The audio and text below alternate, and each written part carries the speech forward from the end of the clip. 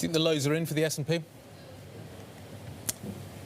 Not quite yet, and let me just qualify that in that, I think one of the puzzles in the equity market reaction is that Chinese equity markets are now higher than they were from January the 21st, and it seems to be now that markets are kind of pricing in almost a bigger crisis in the US than we've seen in China, and I think it's just far too early to say whether that's going to be the case or not. I mean, certainly right now we know there's going to be a far bigger hit to Chinese GDP than there is US GDP, but we just don't know where the US cases are going.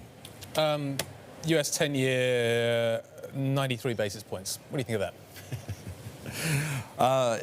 Yeah, I mean, look, I think it's really hard to expect fixed income returns to continue in the way that they are.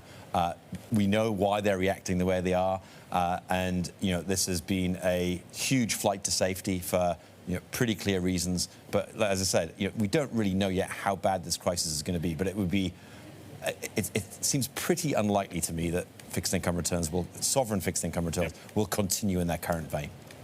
Is there a fiscal response or a monetary response, Michael, that would provide a pivot point for this market? Well, we're getting a really good answer to that question as we speak. So we might have thought, and in fact, speaking earlier this week, Loretta Mester and Jay Powell might have thought that an emergency 50 basis point cut and potential for more to come would have been sufficient for now. And so it's going to be very interesting between now and the next meeting. If markets continue to dislocate significantly, goodness, it may well be that they need to go again, and they may need to start talking about a fiscal response from the US authorities also. But as I said, going back to the point on China, it is interesting that Chinese markets appear to have reacted to the stimulus there so far. So it does show that stimulus can potentially offset the crisis, yes. That said, you just mentioned that you might have thought earlier this week that would stem the losses, and it didn't. The 50 basis point cut followed by more cuts, right, from Canada, New Zealand and so on. What will it take, Michael? What kind of response will it take? Well, look, it isn't all bad in the sense that, and look, obviously the Fed wasn't specific on this, and I'm sure that the equity market is one of the big things that they're looking at.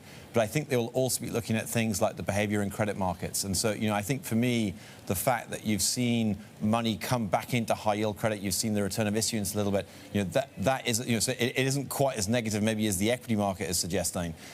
So, I think we'll just have to see in the next week or so. And it's going to be key, how does investor behavior react across markets to the Fed cut?